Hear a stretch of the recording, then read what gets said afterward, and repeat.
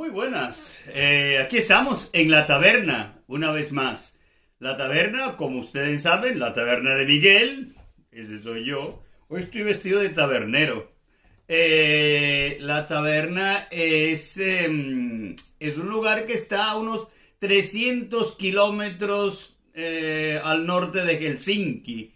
Y Helsinki, como ustedes saben perfectamente, es la capital de Finlandia. Por lo tanto, la taberna está en Finlandia, en una ciudad que se llama Jyväskylä. Jyväskylä.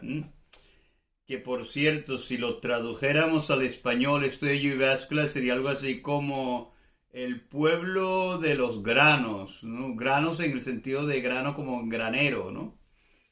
El granerío. Eso sería Jyväskylä. En esta taberna, como ustedes saben, la idea es que yo aquí, en la taberna, les propongo a ustedes temas de todo tipo. Últimamente están más relacionados con el arte, la literatura, pero también, como he dicho en algún video anterior, también hablaremos sobre Finlandia, porque estoy seguro que a muchos de ustedes les interesa conocer, digamos, por lo menos las anécdotas, las historias que yo les pueda contar sobre Finlandia. Pues yo llevo aquí viviendo muchísimos años, muchísimos. Yo soy de Venezuela, y ven Venezuela, yo soy de Venezuela.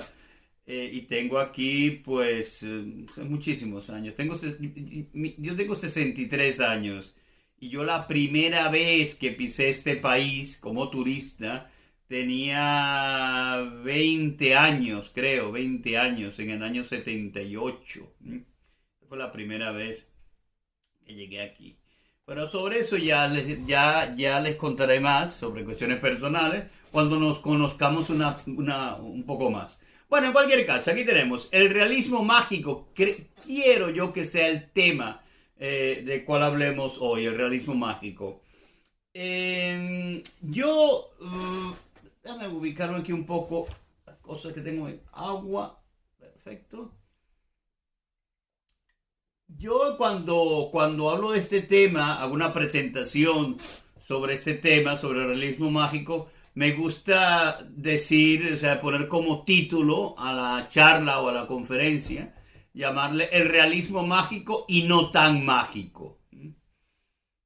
Es un poco un juego de palabras, ¿no? Me gusta porque, bueno, ya veremos por qué, pero en cualquier caso me gusta decir eso de realismo mágico y no tan mágico. Un día, cuando estábamos sentados aquí en la taberna, recuerdo que hablamos de ese primer contacto entre los españoles y los pueblos indígenas latinoamericanos.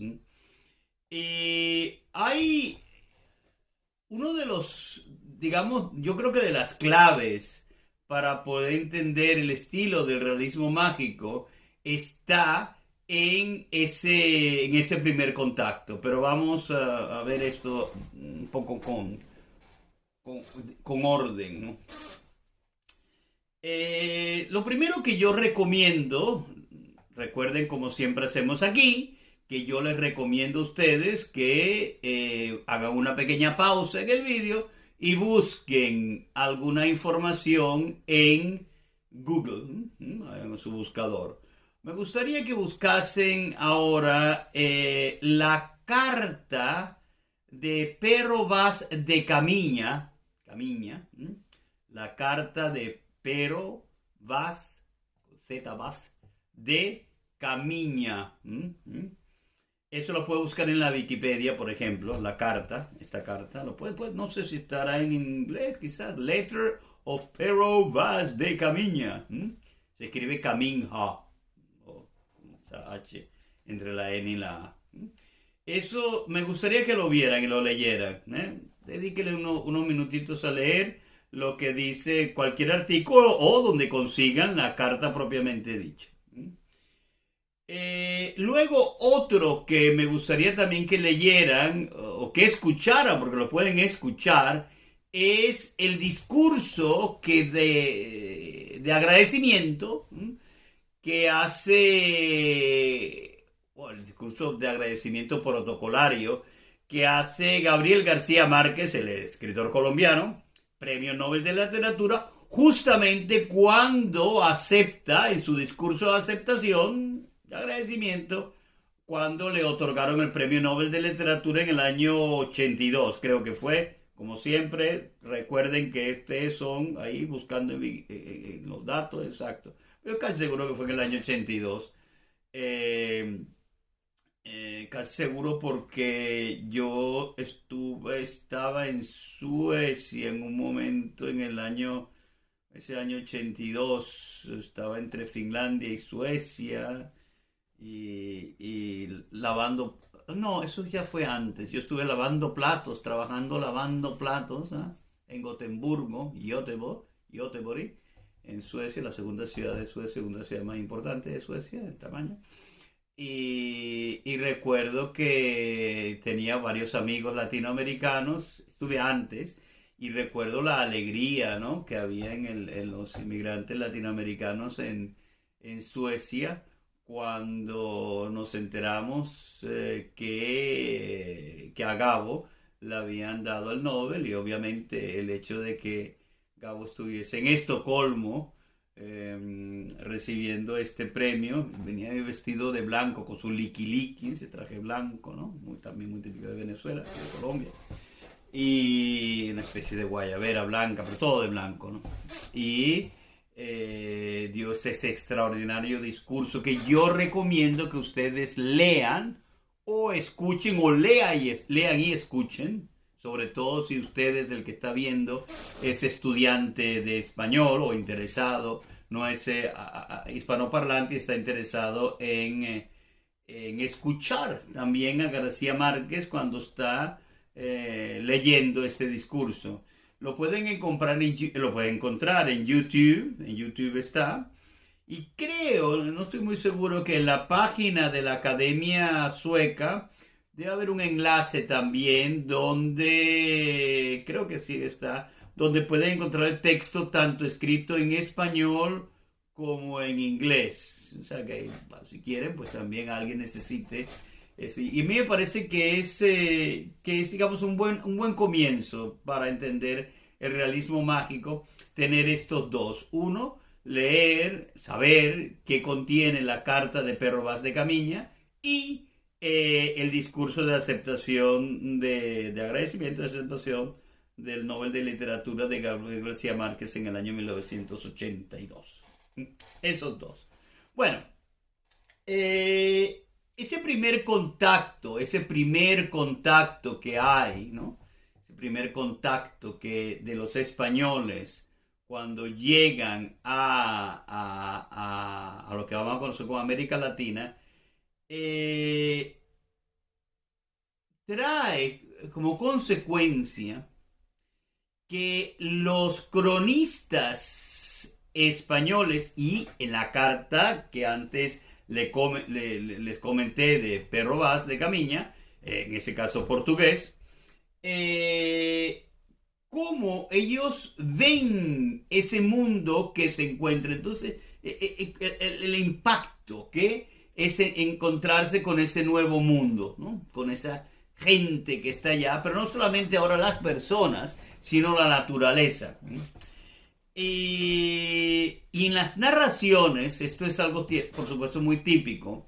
Cuando tú no conoces una cultura, un espacio, un ambiente, ¿no? Entonces la manera para poder contárselo en estas crónicas, en este caso a los españoles que están en España, en estas cartas, esta misiva, estas crónicas de Indias, para poder contar, cuando uno quiere contar algo y sabe que uno no sabe cómo decir qué es, pero tiene que, para hacerlo, tratas de buscar algo que se parezca a ello para que la otra persona lo entienda. Veamos.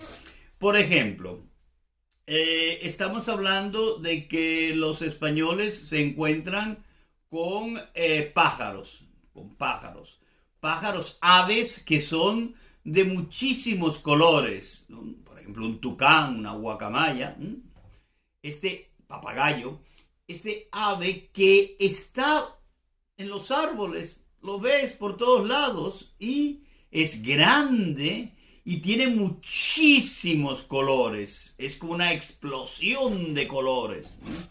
Pero a pesar de que tenga muchísimos colores, estos muchísimos colores, decir que tiene muchísimos colores es únicamente decir que tiene más colorido que lo generalmente las aves que encontramos en, por ejemplo, la península ibérica.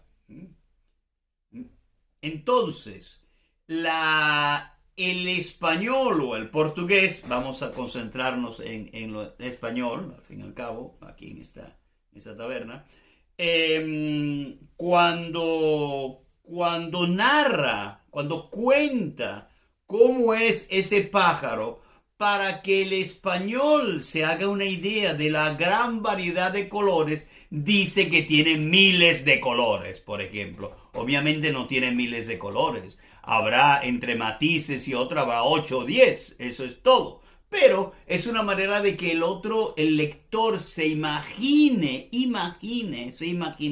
un pájaro con muchos colores. O sea, hay una exageración ya de esto. Cuando, por ejemplo, se encuentra con una montaña muy alta, la manera de decir lo alta que es esta montaña es una montaña que atraviesa el cielo, por ejemplo. Bueno, ya de esa manera, el español que está acostumbrado a ciertas montañas altas de su península ibérica, se haga una idea de lo que implica la altura de los picos de los Andes. No es lo mismo, obviamente, un Aconcagua, y estoy poniendo obviamente el más alto de América Latina, con casi 7 kilómetros de altura, el Aconcagua, con cualquier montaña de la Sierra Nevada española, o de Guadarrama, o cualquiera de estas. Son altas en España, pero obviamente no tienen nada que ver, son pequeñitas en comparación con las de los Andes. Luego los animales, el ambiente que hay general, otros animales, mamíferos y eso, que son diferentes a los mamíferos que se encuentran, que están acostumbrados a encontrarse los españoles en su continente. Para poder decir cómo es, para poder escribir y darle una idea de cómo es, se compara con algún animal. Por ejemplo, un animal se puede comparar con el lince ibérico, por ejemplo, un jaguar nuestro, latinoamericano, comparado con el lince ibérico. Bueno, pero para poder comparar, para que el español entienda, es como un lince, pero mucho más grande. Bueno, de hecho es muy diferente, pero empecemos por el lince, para que tengas una idea, más o menos. Eso le diría. Luego, en lo que se refiere también a las sensaciones, el calor, la humedad, la gente, la apariencia física de la gente, el olor de las personas, la textura, o la aparente textura, si no la han tocado, de las personas.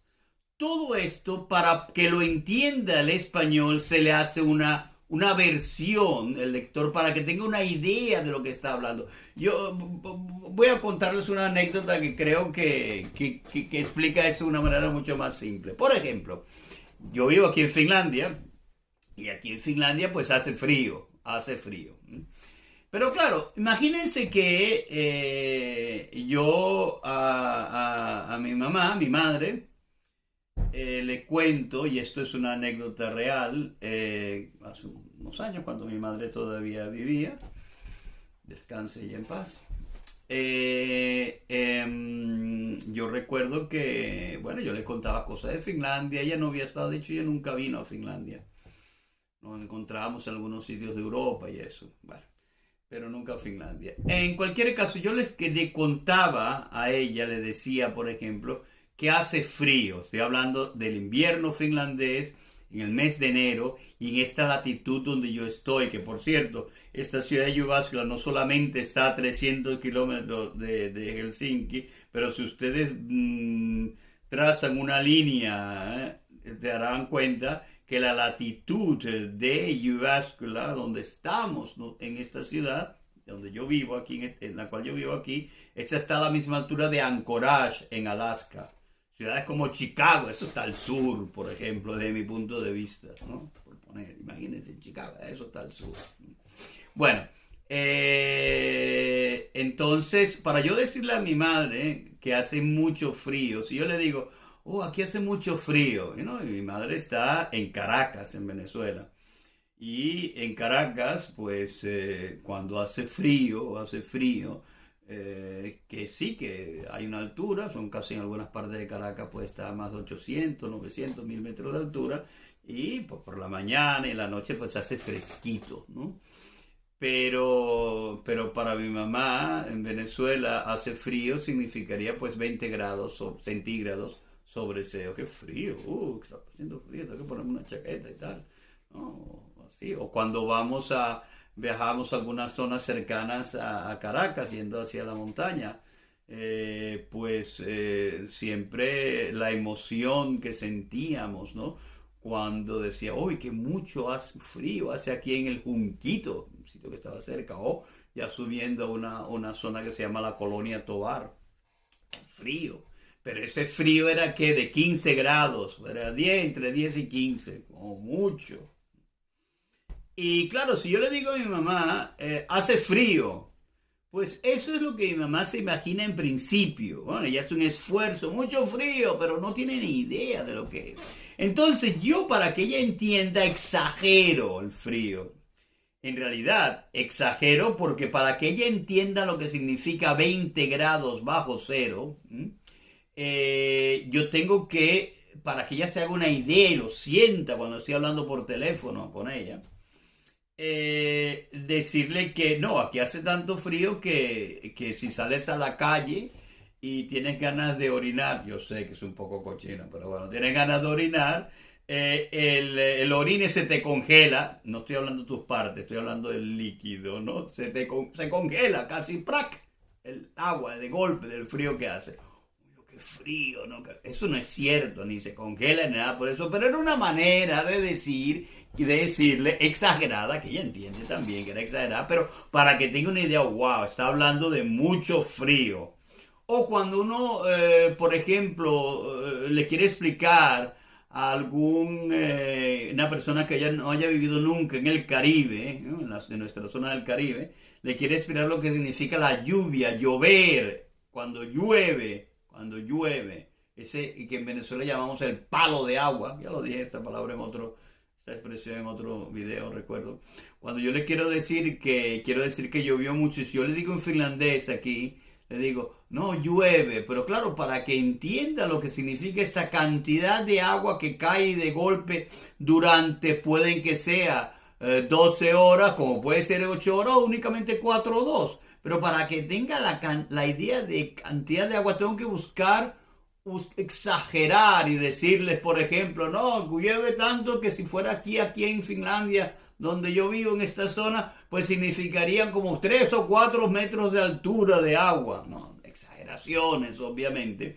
Pero es para que tengan una idea de que estoy hablando de lluvia. Si yo digo únicamente lluvia, se imaginan la lluvia finlandesa, que bueno, que no es gran cosa al fin y al cabo. Lo mismo con el viento, ¿no? Si tú le dices a la gente, aquí por ejemplo, cuando sopla el viento un poco fuerte, pues ya están, wow, mucho viento y eso, sí, pero tú comparas los que están en Miami, que tienen que sufrir huracanes, por ejemplo, o aquellos que están en Centroamérica o en el Caribe, donde hoy en día hay muchos, pues obviamente tienes que exagerar. Bueno, esa exageración es una característica esencial del realismo mágico. La exageración.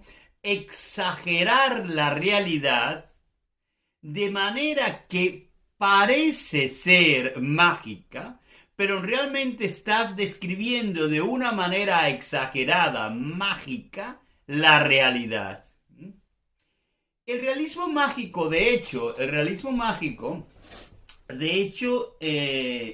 la idea, eso de realismo mágico, si no recuerdo mal, siempre es así, alguien puede decir, Miguel, podrías leer antes de empezar a grabar este video? No, insisto que no. Para mí esto son conversaciones que intento que sean lo más natural posibles. Es decir, que no estoy hablando de mis experiencias, de lo que yo he leído y bueno, sí, algo busco antes, pero muy poco, o sea, realmente es mi experiencia.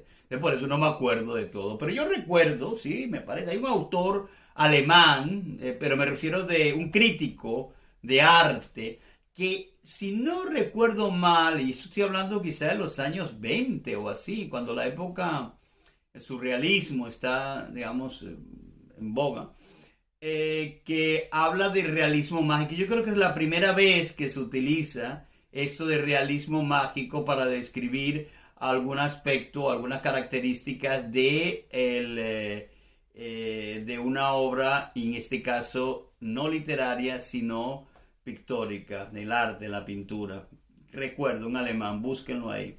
Luego hay otro, también, esto también hay probablemente, depende de quién a ver, depende de quién quiere darle más, no sé, bomba, ¿no? A su país y a eso. Yo como venezolano, soy venezolano, yo soy de los que se decantan porque fue nuestro afamado y fantástico escritor Arturo Uslar Pietri, el primero que utilizó esto de realismo mágico para hablar de la literatura latinoamericana, de esa literatura latinoamericana que ya empieza con esa característica en los años 30 del siglo pasado, del siglo XX, y en los años 40, pero que realmente empieza a ser mundialmente conocida a partir de los años 60, comienzo de los 60, y probablemente la obra que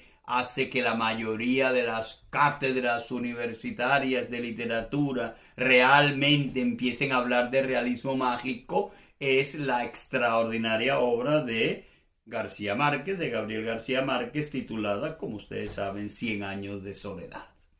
Ese, digamos, es el monumento, ¿no?, principal del realismo mágico.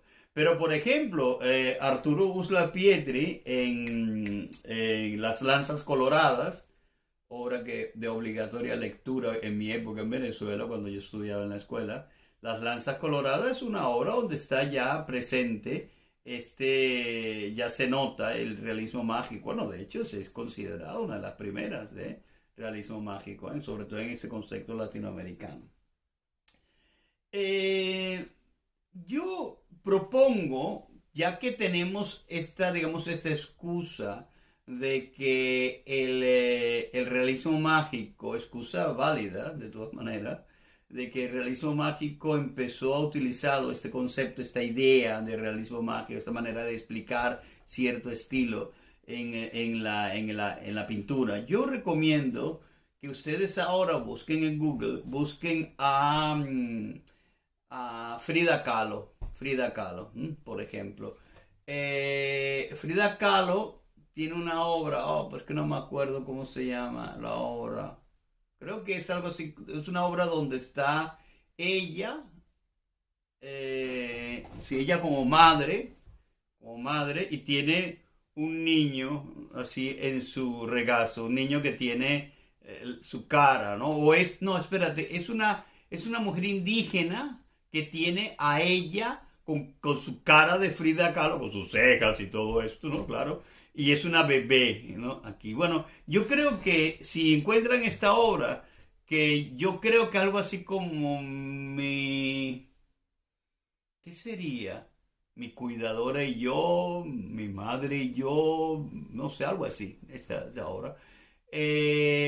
Verán, donde pueden buscar en Google obras de Frida Kahlo, ¿no? Y entonces, pues, este es de los años 30, esta obra del año 35, 36, 37, 38, por esa época, ¿no?, de Frida.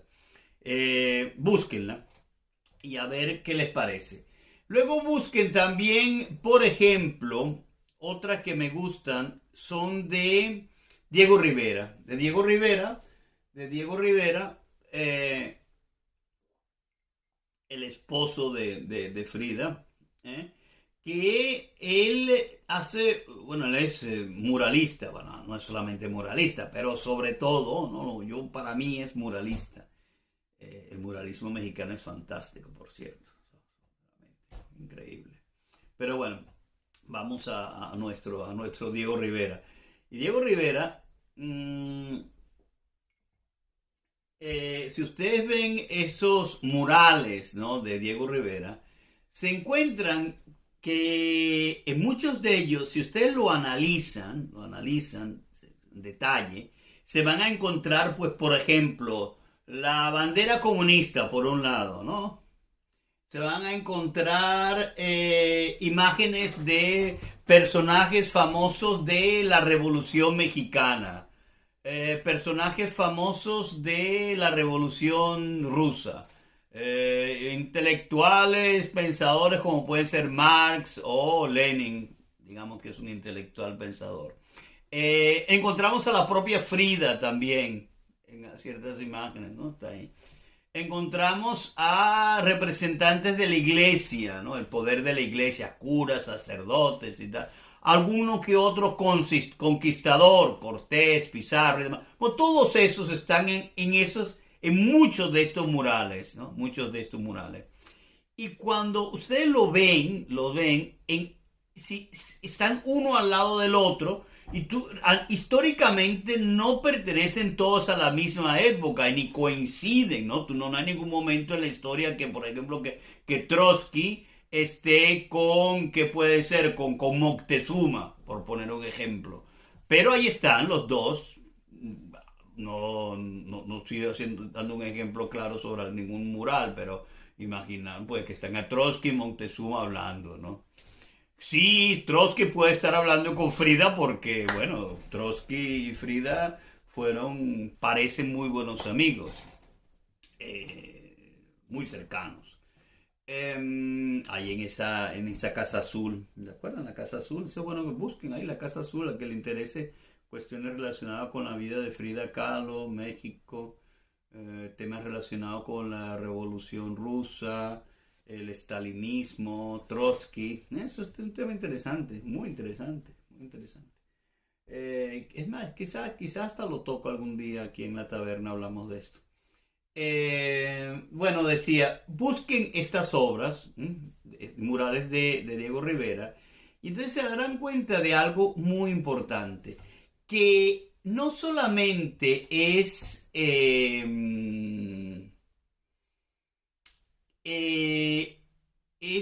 una narración de hechos históricos o una interpretación de hechos históricos, sino que muchas veces son denuncias, hay crítica social. Bueno, la crítica social, la crítica a la sociedad, sobre todo a los aspectos que se consideran injustos en la sociedad, son típicos del realismo mágico.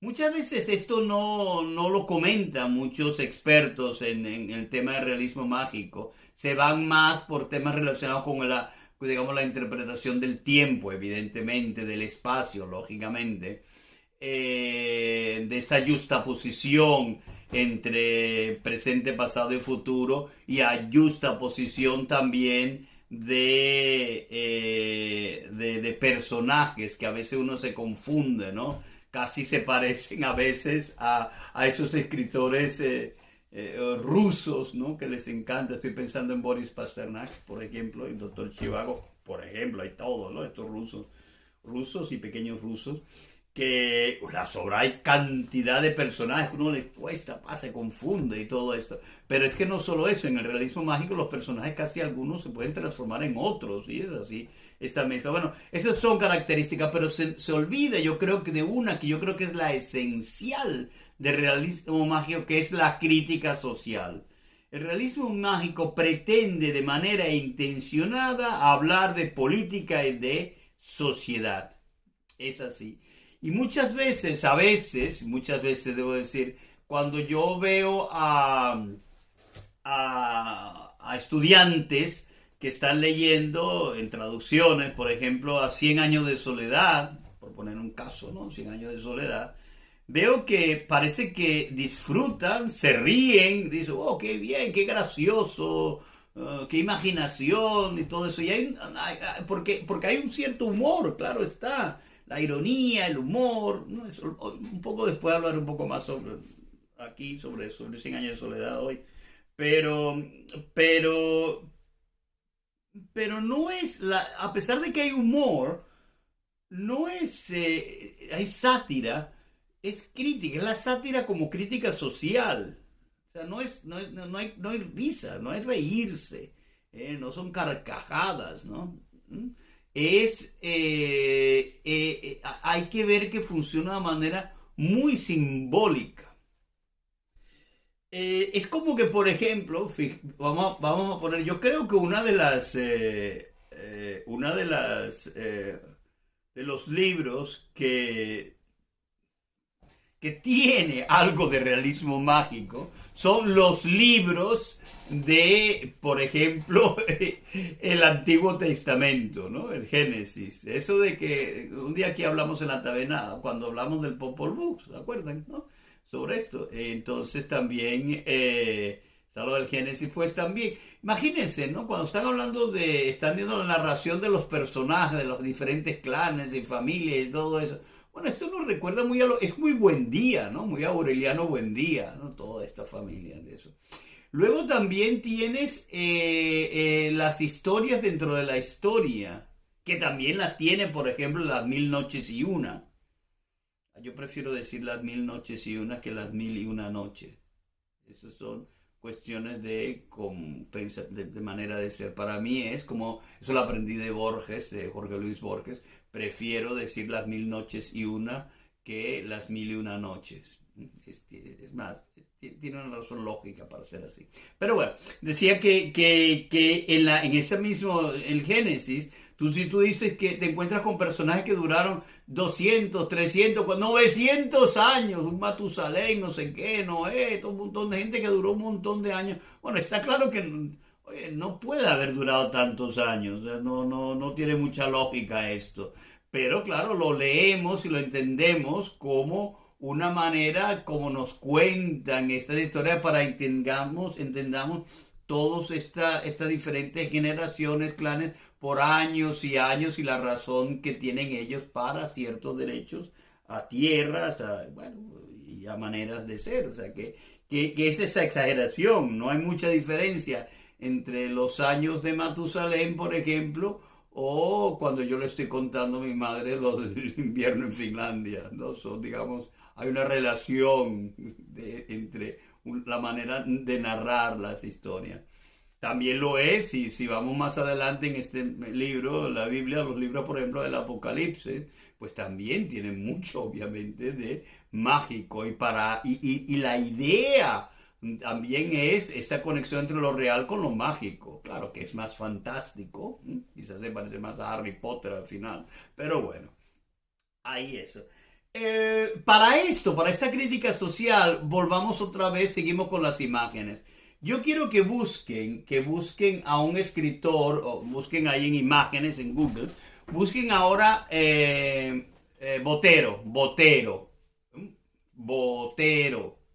Fernando Botero. Pongan la parte donde dice búsqueda de imágenes en Google, no, nada de, solo imágenes. Igual como hicimos con Frida, que por cierto, antes de que se me olvide, hay una de Frida donde ella aparece, que es que también es muy interesante. Creo que ella cuando está después de salir del hospital, del accidente, donde ella se siente como le han puesto cantidad de aparatos, ¿no? Para poder mantenerse firme, recta, porque se ha destrozado toda la columna, todo el cuerpo. Después de accidente, creo que fue en Coyoacán, ¿no? Cuando joven, accidente de autobús. Bueno, hay un autorretrato de ella, ¿no? Como ella se ve a sí misma, que es también muy, muy de realismo mágico. No recuerdo, no recuerdo exactamente cómo es pero es donde ella aparece, se le ve, es un cuadro donde se parece, es algo así muy, muy futurista, es algo así como Mad Max, ¿no? Algo así. muy distópico. Ella está con sus pelos negros y tal, y tiene pues un traje así como vendas, ¿no? Pero al mismo tiempo es como un traje y se ve así la columna así por delante como metal y eso. Es uno de mis cuadros favoritos. No me acuerdo del nombre, lo siento, no me acuerdo del nombre, pero es uno de mis favoritos. Bueno, decía que busquen allá a Botero, al colombiano Botero, y entonces vean las obras de Botero.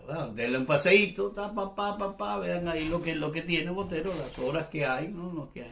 Y yo creo que solamente con un vistazo que le den a las obras de Botero, ustedes van a ser ya unos expertos en Botero, por lo menos en reconocer las obras de Botero. Puede decir, oye, eso es un Botero, eso es un Botero.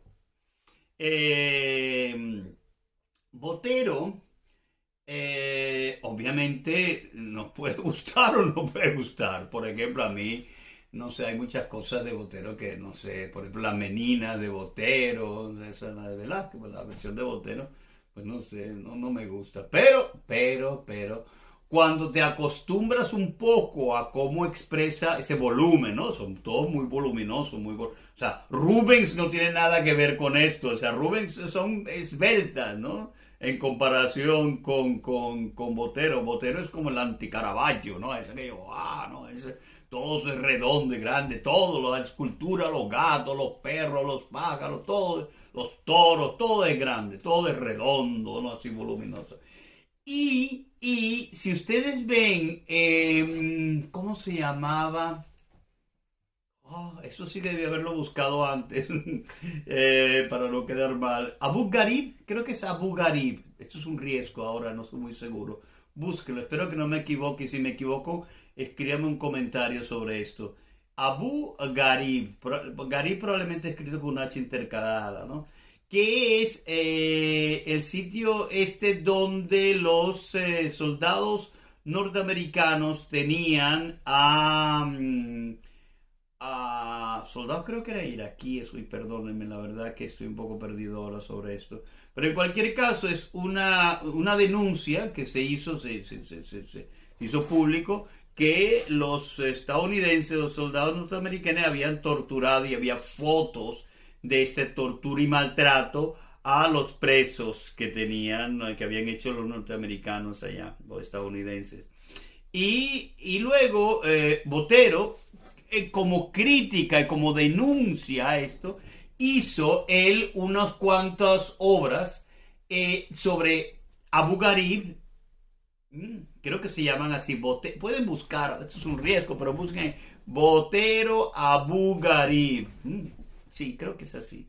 Y entonces busquen y vean las obras, ¿no? Las pinturas.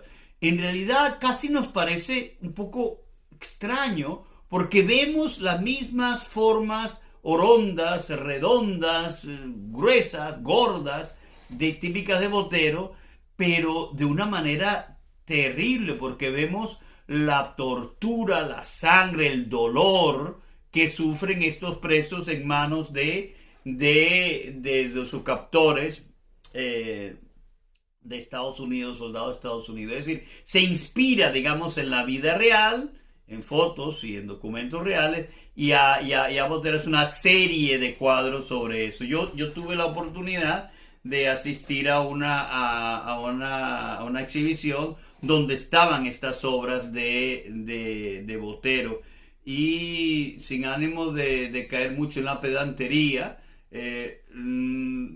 porque uno siempre, digamos, aprovecha este tipo de conversaciones así en un bar como estamos ahora, o aquí en la taberna, para tratar de decir: yo estuve aquí, yo estuve allá, yo he hecho esto y yo lo otro. Pero claro, cuando uno tiene una edad como la que tengo yo, es normal que haya estado en muchos sitios. Y en este caso particular, yo recuerdo que la exposición esta sobre Abu Gharaib, sobre las torturas y esto de estas obras de Fernando Botero, la vi en Singapur.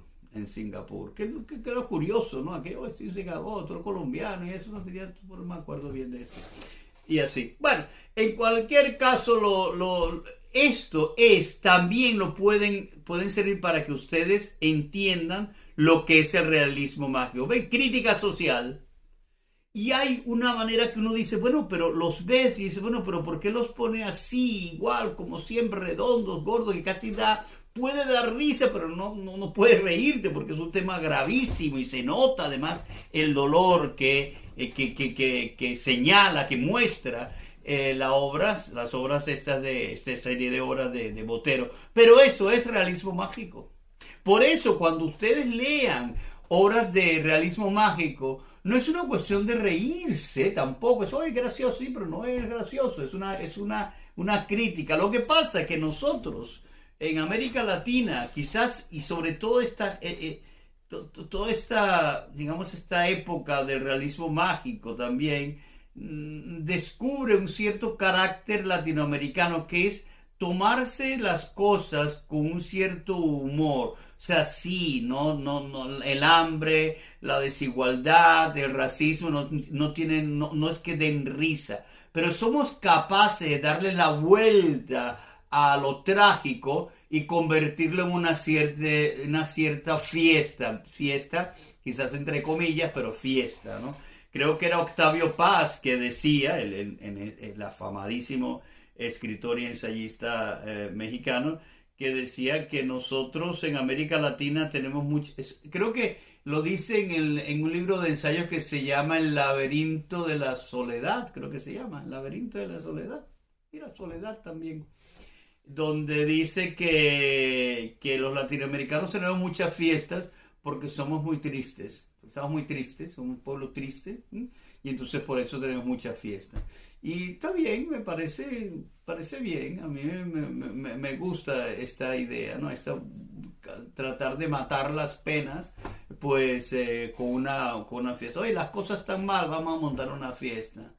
Se murió alguien, bueno, yo recuerdo en mi pueblo, no sé cómo ustedes, pero yo recuerdo que, por ejemplo, en mi pueblo de Venezuela, si alguien fallecía, pues ahí todo eso, la gente no estaba tomando té, café, cosas como muy tristes, sí, pero había fiesta, había música, los viejos, para mí siendo un niño todo el mundo era viejo, obviamente, jugando dominó, el ruido de las piezas de dominó, la salsa, no sé qué, todo aquello era muy, muy vivo, ¿no? O sea, no es triste, pero es una excusa para parrandear. Eso quizá nos viene también de los españoles. Otra manera de verlo, también esto es Mafalda, Quino, ¿verdad que para ustedes es conocido Quino y Mafalda? Bueno, para mí Quino es como muy de realismo mágico, no sé, cuando se imaginan, vean a Mafalda, ¿no? El que no sepa de qué estoy hablando, busque como siempre en Google Mafalda, Quino, es el autor argentino. Clásico, ¿no? Clásico. Son estos son viñetas donde el personaje es esta Mafalda. Y bueno, siempre hay una una muy buena que es, Mafalda sufre mucho, ¿no? Sufre mucho, que es crítico de la sociedad, es capaz de ver toda la desigualdad de esta niña, pues, y está rodeada de gente, digamos, normal. Algunos de ellos, pues, simbolizan, digamos, más la simpleza, pues creo que Susanita creo que es la amiga que es así más simple, está preocupada más por cuestiones baladíes y eso. Luego tienes a Manolo, que por cierto es español, gallego, ya sabes, los argentinos y esto, que es el que tiene una tienda, su padre tiene una tienda, una tienda de ultramarinos, una comestible, lo que en Venezuela sería una bodega, un abasto, pero es argentino obviamente. Y es uno, digamos, representa, digamos, este capitalista y todo eso, ¿no? De esta manera. Luego tienes los artistas, Felipe y tal, y esto, todos. Y los padres, que son, pues, padres responsables, su padre y su madre son dos personas típicas, pues, de esta clase media baja, que son responsables, se han preocupado, pues, por la vida día a día, ¿no? Y Mafalda, pues, está más preocupada por temas, digamos, de índole social y casi metafísicos, ¿no? Y entonces ella a veces es capaz, hay una que me gusta, que es cuando la madre sale y entonces deja a Mafalda sola en casa y la madre, como todas las madres, como todos nuestros padres, nos dicen aquello de que, y si alguien llama a la puerta, no abras, no le abras a nadie la puerta. Y entonces Mafalda se lo piensa y luego dice, ¿y si es la felicidad? Porque claro, está aquel dicho, la felicidad puede tocar a tu puerta, ¿no? Entonces, ¿y si es la felicidad la que toca a tu puerta? O esa Mafalda, bueno, hay muchísimos, yo recomiendo, busquen allí y pueden encontrar probablemente PDFs de sobre Mafalda que pueden ver, bajar normal, probablemente hasta legal, supongo, de estas viñetas de Mafalda. Cuando ella, por ejemplo, ve a la Tierra, él tiene un globo terráqueo, ¿no? Y entonces tiene ausculta, ¿no? A la Tierra y está enferma y nota que la Tierra está enferma, ¿no? Y luego se ve otra imagen, otra viñeta, donde empieza a ponerle banditas, curitas, ¿no? De estas, porque está enferma, ¿no? Como si ella fuera la enfermera atendiendo al planeta Tierra. Esto así. Bueno, entonces tenemos que el aspecto el aspecto social, la crítica social es esencial para entender el realismo mágico. Tenemos también que el realismo mágico, si bien somos nosotros latinoamericanos, nos llevamos la bandera del realismo mágico, no somos los únicos. De hecho, creo que García Márquez, y recuerdo que lo ha dicho, Gabo lo ha escrito, Gabo García Márquez, lo ha escrito sobre la influencia de William Faulkner, ¿no? En su obra. Y William Faulkner también es norteamericano, de Estados Unidos, también, digamos, es un típico del realismo mágico.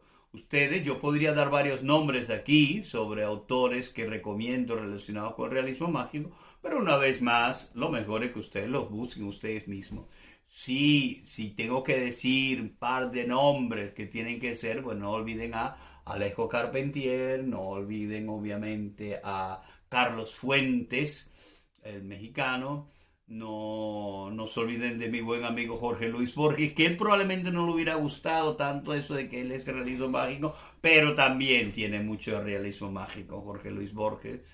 Lo que pasa es que él tiene un realismo mágico más,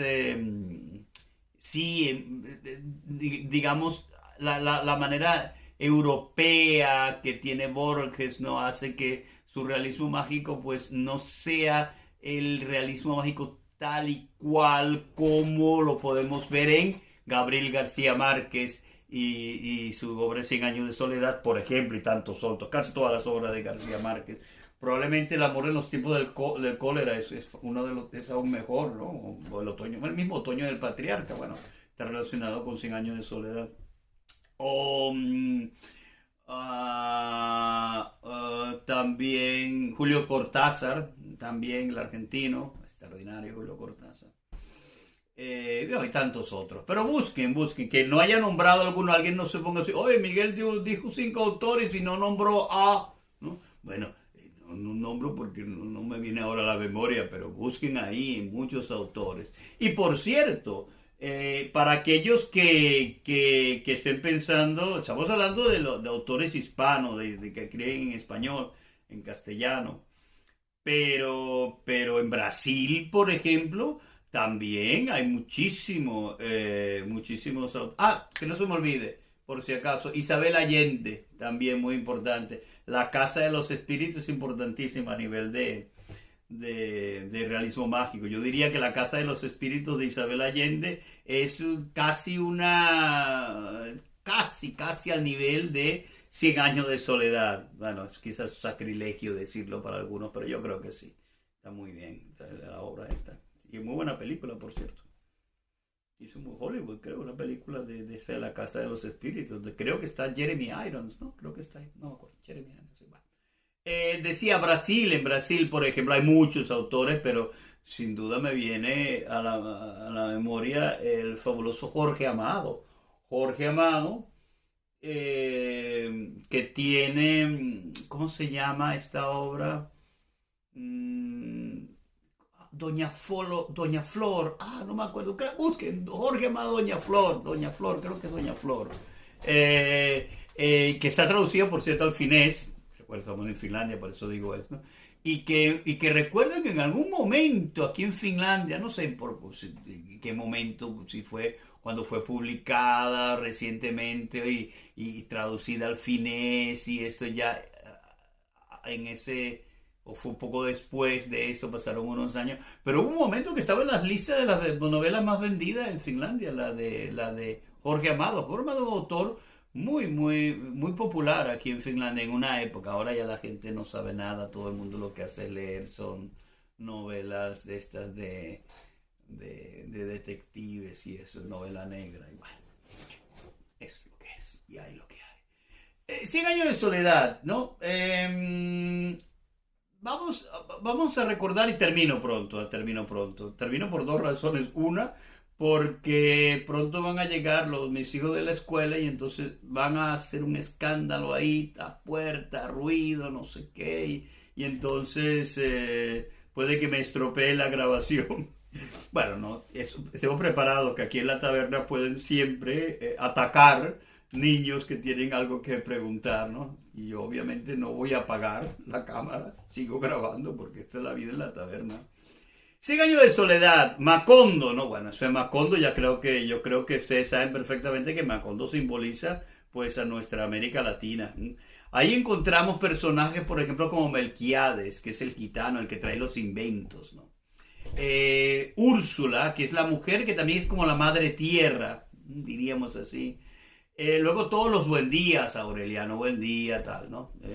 Y ya Aureliano Buendía mismo, para entender a Aureliano Buendía y todo lo que es lo Buendía, hay que a conocer un poco, si queremos profundizar en entender a 100 años de soledad, conocer la historia de Colombia. García Márquez publica, si no recuerdo, era editorial sudamericana, ¿no fue? En los años, comienzos de los 60 en Argentina, en Buenos Aires, cuando publica por primera vez 100 años de soledad. Entonces ya, claro, ya Colombia ha vivido grandes periodos de violencia y Colombia no, los problemas de Colombia no son nuevos, son de toda la vida. Es un país lamentablemente que ha estado en su historia, siempre ha habido muchísima violencia.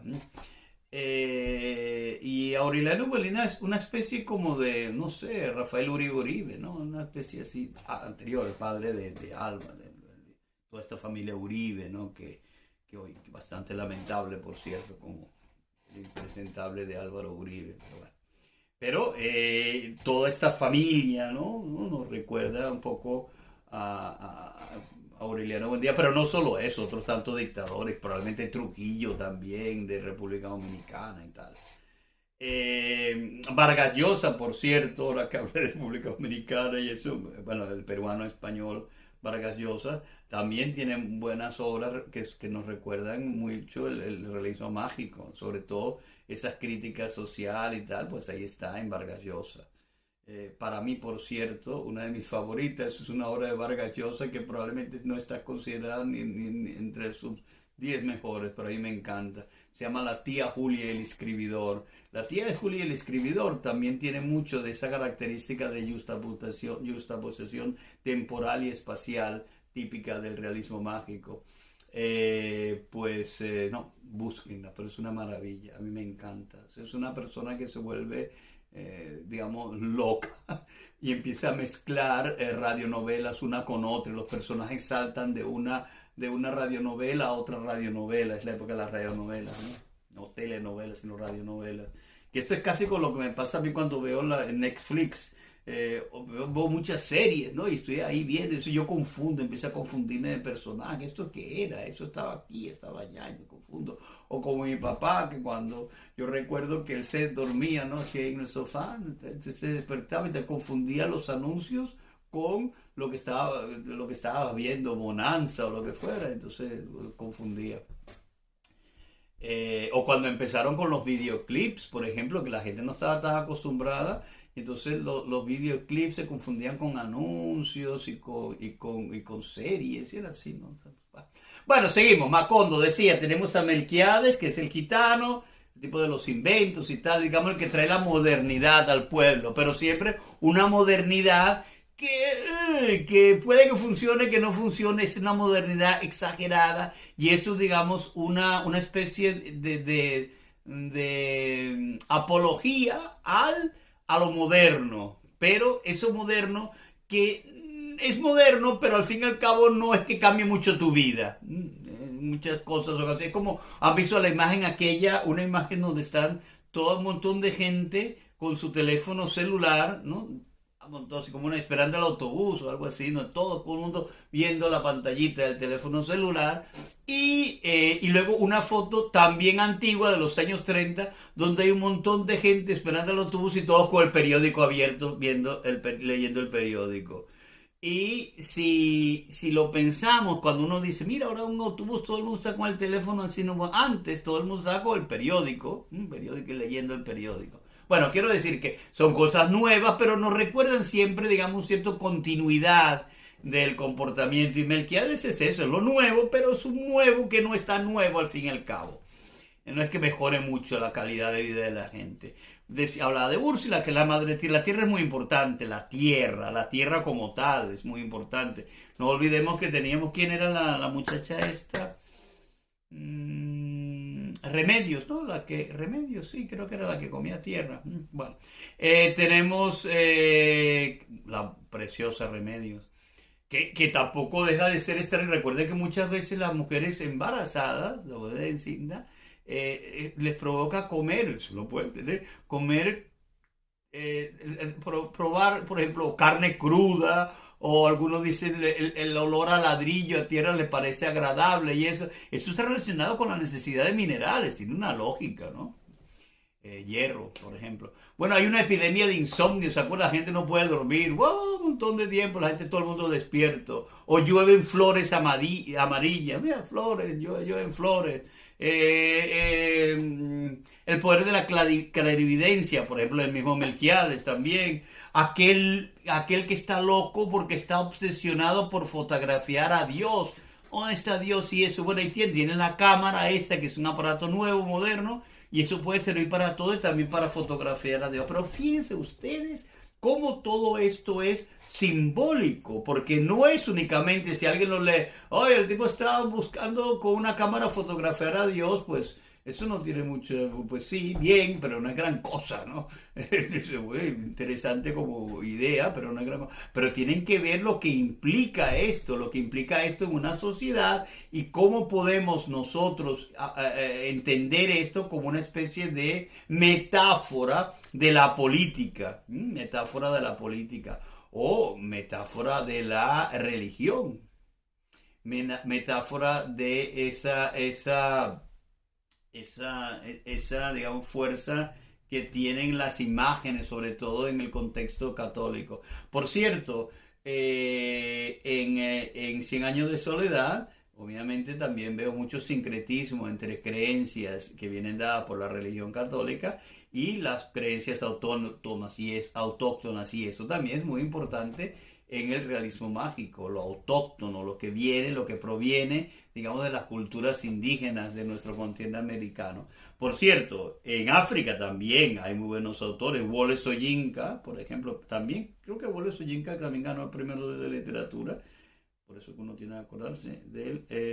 Él era también muy, ¿cómo se llama? El del bosque de los diablos, no me acuerdo ahora, bueno, cualquier Wole Soyinka también, y recuerdo ese libro, lo leí, pero no me acuerdo el nombre del libro, título, que también es un típico de realismo mágico, y ese libro lo escribió Wole Soyinka por los años 60, o Senghor Senghor, el de Senegal, el de la negritud, pues todos son autores muy de esto, que por cierto, debo decir que hoy en día, ese mismo realismo mágico lo podemos encontrar, eso sería otro tema, pero en la música, pero bueno. Viene a la mente África y la música, ¿no? Luego, en 100 años de soledad está la masacre de los trabajadores del banano, de lo que llaman en Venezuela el cambur, el plátano.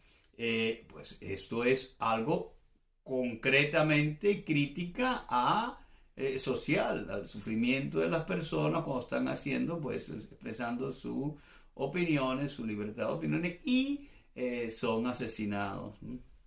Los internexos de presente, pasado y futuro, eso también es importante.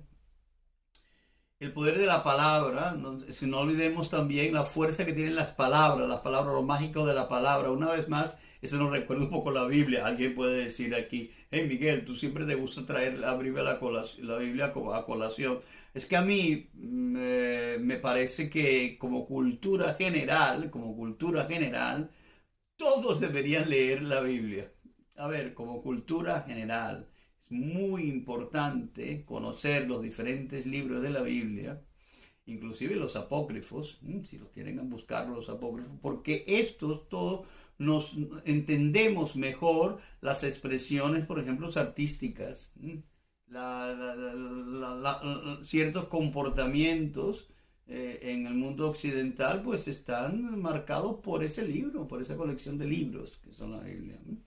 Por eso, por ejemplo, cuando yo digo el poder de la palabra, pues yo creo que lo de la palabra y del verbo, yo creo que todos entienden perfectamente la relación que hay con esto y Dios, ¿no?